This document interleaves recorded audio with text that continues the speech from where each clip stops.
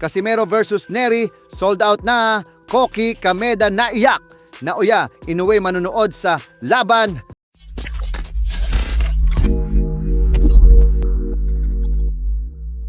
So isang napakagandang balita nga po para sa ating mga Pinoy boxing fans. Ito po ay dahil ibinalita na sa bansang Japan na tuloy na ang bakbakan sa pagitan ng ating pambato na si former 3 Division World Champion John Riel Casimero at Mexican former 2 Division Champion Luis Nery.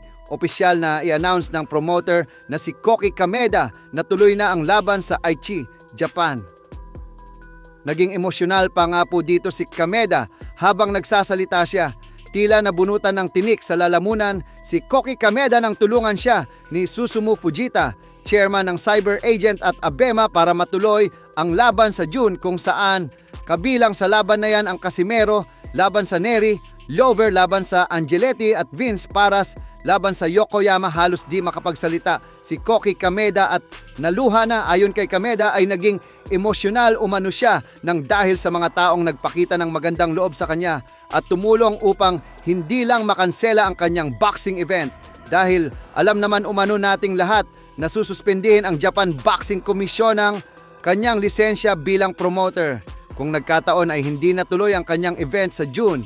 Kaya lubos umano siyang nagpapasalamat sa lahat ng tumulong sa kanya. Hindi daw biro ang pinagdaanan niya sa nakalipas na 2 linggo. Habang may mga balita naman na kumakalat na sold out na umano ang ticket para sa event ng laban nila Casimero. Magandang balita din sa mga boxing fans dahil libre po na mapapanood ang kanilang laban sa pamamagitan ng ABEMA TV. Samantala, manunood umano ang Japanese monster Naoya Inoue ng laban ni Casimero at Nery. Ito po ay dahil kilala si Inoue na pinapanood ang mga laban ng kanyang mga katunggali kahit tapos niya na ang mga ito labanan. At dahil minsan ang hinarap ni Inoue si Nery, kaya tiyak na aabangan niya ang laban ng dalawa.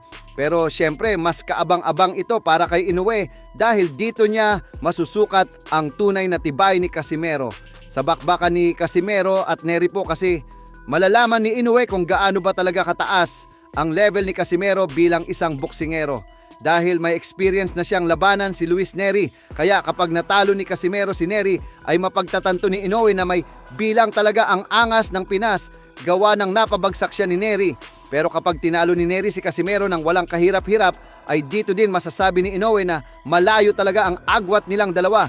Bukod dyan ay kahit naman hindi na binibigyan ni Inoue ng pansin si Casimero at hindi niya na sinasagot ang mga banat nito, ay kung ating matatandaan ay kahit ang tune-up fight lang ni Casimero laban kay Uguni noon ay binunyag ni Inoue na pinanood niya ang naging laban ng dalawa at dito niya sinabi na hindi daw pala talaga malakas si Casimero, dahilan kung bakit mas lalo lang daw siya nitong binigyan ng dahilan na huwag niya na itong patulan.